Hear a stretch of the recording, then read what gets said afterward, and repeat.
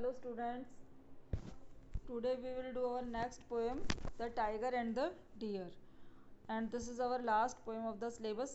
सारी पोएम इसके बाद अपनी कंप्लीट हो चुकी हैं. ठीक है, तो आज हम अपनी ये पोएम करते हैं, the tiger and the deer. अब ये नाम से ही पता चल रहा है हमें किस बारे में ये पोएम. टाइगर जो एक्सटिंक्ट होता जा रहा है उसके ऊपर बेस्ड है ये. पोइट ने उसको हाईलाइट करते हुए लिखी है ये poem.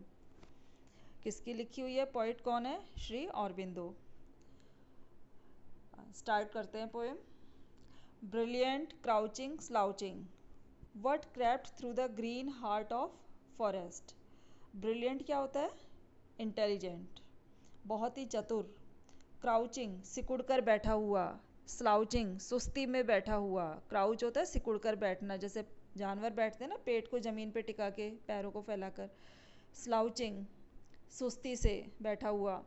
Word crept through the green heart of forest, ये जंगल के हरे हृदय में से. हरे हृदय, अब यहाँ पे ग्रीन हार्ट क्या है फॉरेस्ट का, ग्रीन ग्रास, जंगल की हरी घास में से ये क्या रेंगता हुआ चल रहा है. Word crept through the green heart of the forest, जंगल की हरी घास में से ये बहुत ही चतुर सा सिकुड़ कर बैठा हुआ, सुस्ती से धीरे धीरे चलता हुआ ये क्या है. Gleaming eyes and mighty chest, आँखें इसकी चमक रही हैं. ग्लीम क्या होता है, चमकना, जिसकी चमकती हुई आँखें हैं. माइटी चेस्ट, ताकतवर सीना है.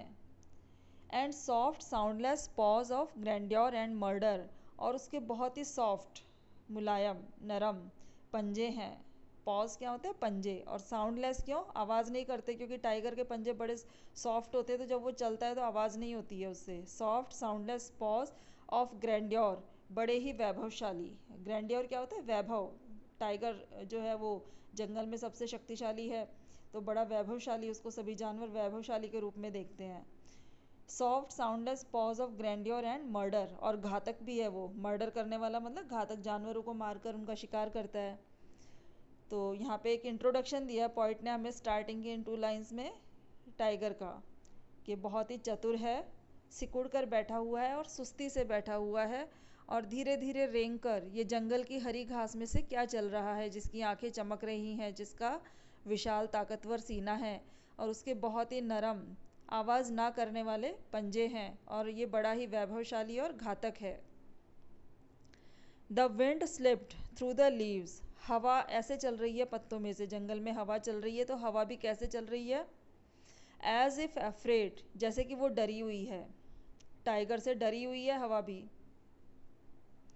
Lest its voice and the noise of its steps perturb the pitiless splendor, कि कहीं इसकी आवाज़ से, कहीं इसके शोर से ये जो निर्दयी वैभवशाली जानवर है ये विचलित ना हो जाए. परटर्ब क्या होता है, विचलित होना. ठीक है, कि कहीं हवा की आवाज़ से, सरसराहट से जो टाइगर है, स्प्लेंडर क्या होता है, वही वैभव, ये जो वैभवशाली और पिटीलेस निर्दयी जानवर है, कहीं ये विचलित ना हो जाए. तो हवा भी जैसे डरी हुई चल रही है, जंगल में से टाइगर के डर से डरी हुई है. हार्डली डेयरिंग टू ब्रीथ, वो भी सांस लेने की हिम्मत नहीं कर पाती है हवा भी. But the great beast crouched and crept, लेकिन ये जो विशाल जीव है ये एक बार सिकुड़ता है, रेंगता है. टाइगर जैसे जब घात लगाता है किसी जानवर के ऊपर, तो वो कैसे करता है, पहले थोड़ा सिकुड़ता है, फिर आगे बढ़ता है, फिर थोड़ा सिकुड़ता है, फिर आगे बढ़ता है, फिर सिकुड़ कर वो एकदम छलांग लगाता है उसके ऊपर. तो यही उसका प्रोसेस कंटिन्यू है. But the great beast crouched and crept, लेकिन ये जो विशालकाय जीव है ये क्राउच करता है, क्रीप करता है, एंड क्रैप्ट, फिर से आगे रेंगता है, नीचे होकर. वो घास के ऊपर नहीं है, घास से नीचे वो क्राउच क्यों कर रखा है उसने, ताकि वो जानवर को नज़र ना आए जिसका वो शिकार करने वाला है. And crept and crouched the last time, और फिर से एक आखिरी बार सिकुड़ता है. नॉइजलेस, बिल्कुल आवाज़ नहीं करता है, एकदम क्वाइट. फैटल, और बड़ा ही घातक है वो. फैटल क्या होता है, घातक. Till suddenly death leaped on the beautiful wild deer, जब तक कि, कब तक वो एकदम से क्राउच करता है, जब तक कि अचानक से मौत की छलांग नहीं लगा देता वो. लीप क्या होता है, छलांग लगाना. टिल सडनली डेथ लीप, जब तक कि वो मौत की छलांग नहीं लगा देता. On the beautiful wild deer, बहुत ही सुंदर जंगली हिरन के ऊपर. As it drank unsuspecting from the great pool in the forest coolness and shadow, वो जो डियर है वो जंगल में बहुत ही ठंडी जगह पर छाया में खड़ा होकर कोई बड़ा सा पूल है उस पर पानी पी रहा है, अनसस्पेक्टिंग, क्या उसको बिल्कुल भी शक नहीं है कि उसके ऊपर हमला होने वाला है। सस्पेक्ट होता है ना, शक करना, तो डियर को बिल्कुल आभास नहीं है कि उसके ऊपर हमला होने वाला है, और टाइगर उसके ऊपर अचानक से मौत की छलांग लगा देता है। एंड इट फेल, और हिरन गिर जाता है। एंड टॉर्न, और फाड़ दिया जाता है, टाइगर उसको फाड़ देता है पूरा, उसको स्किन को। डाइड, मर जाता है। रिमेंबरिंग इट्स मेट, अपने साथी को याद करता हुआ। मेट क्या होता है? साथी।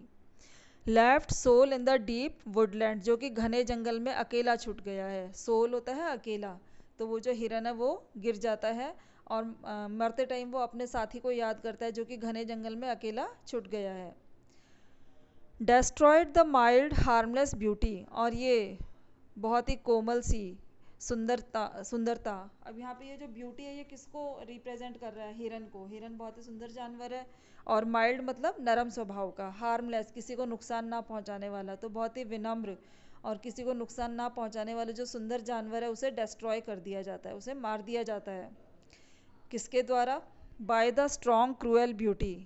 एक और दूसरी ब्यूटी है नेचर में, ब्यूटी इन नेचर, प्रकृति में एक और सुंदर जीव है, दूसरी ब्यूटी है, लेकिन वो कैसी है? Cruel, strong cruel beauty. तो माइल्ड हार्मलेस ब्यूटी को स्ट्रॉन्ग क्रूएल ब्यूटी के द्वारा डिस्ट्रॉय कर दिया जाता है। But a day may yet come, लेकिन एक दिन ऐसा आ सकता है, when the tiger crouches and leaps no more in the dangerous heart of forest, जब जंगल के इस खतरनाक हिस्से में, डेंजरस हार्ट मतलब जंगल के इस खतरनाक पार्ट में, जब टाइगर ना तो क्राउच करेगा ना ही लीप करेगा, ना तो वो सिकुड़कर घात लगाने के लिए तैयार होगा, ना ही वो छलांग लगाएगा किसी के ऊपर। क्यों? क्योंकि टाइगर खत्म हो जाएंगे, एक्सटिंक्ट हो जाएंगे। एक दिन ऐसा भी आ सकता है लेकिन जब टाइगर नहीं बचेगा छलांग लगाने के लिए, शिकार करने के लिए जंगल के इस खतरनाक हिस्से में। As the mammoth shakes no more in the plains of Asia, जैसे कि पहले एक जानवर होता था एलिफेंट जैसा, मैमोथ, लेकिन अब वो एक्सटिंक्ट हो चुका है। तो जैसे कि अब मैमोथ एशिया के मैदानों में घूमता हुआ नज़र नहीं आता, ऐसे ही एक दिन ऐसा आ सकता है जब टाइगर जंगल में घूमता हुआ नज़र नहीं आएगा। स्टिल देन, फिर भी, shall the beautiful wild deer drink from the coolness of great pools in the leaves shadow, फिर भी ये जो सुंदर जानवर है हिरन, जंगली हिरन बहुत ही सुंदर जो कि होता है, वो पानी पीता रहेगा। From the coolness of great pools, बड़े बड़े तालाबों की ठंडक में, इन द लीव्स शेडो, पेड़ों की छाया में खड़ा होकर, बड़े तालाबों में ठंडक में खड़ा होकर पानी पीता रहेगा हिरन। मतलब टाइगर एक्सटिंक्ट हो जाएगा लेकिन हिरन तो फिर भी रहेगा। The mighty parish in their might, जो शक्तिशाली हैं, माइटी क्या होता है? शक्तिशाली, और पैरिश होता है खत्म हो जाना। जो शक्तिशाली जीव हैं वो अपनी शक्ति के साथ खत्म हो जाएंगे। Parish in their might, might क्या है? शक्ति, और माइटी शक्तिशाली, जो शक्तिशाली जीव है वो अपनी शक्ति के साथ खत्म हो जाएंगे। The slain survive the slayer, और जो मारने वाला है वो तो नहीं बचेगा, लेकिन जिसको वो मार रहा है वो बचेगा। स्लेन क्या होता है? जिसका शिकार हुआ है, जैसे कि हिरन यहाँ पे क्या है? स्लेन, और स्लेयर होता है मार, स्ले होता है वध करना, ठीक है? तो स्लेयर कौन हो गया? वध करने वाला, और स्लेन जिसका वध हुआ है। तो जो स्लेन है वो तो सरवाइव करेगा और स्लेयर मर जाएगा। हिरन तो सरवाइव करेगा और टाइगर मर जाएगा। तो ये पोएट ने जो पोएम लिखी है ये हमारा ध्यान टाइगर की तरफ दिलाने के लिए लिखी है कि टाइगर जो एक्सटिंक्ट हो रहा है हम उसे बचाने की तरफ ध्यान दें। इसके लिए बहुत सारे एफर्ट्स भी गवर्नमेंट कर रही है, बहुत सारे नेशनल पार्क, सेंचुरीज बनाए गए हैं, तो उसी को हाईलाइट किया है पोइट ने यहाँ पर टाइगर और डियर का एग्जाम्पल देते हुए। अब ये पोएम कंप्लीट हो गई है, इसको अच्छे से समझ लेना, और अगर किसी को कोई डाउट हो यू कैन आस्क मी, ठीक है।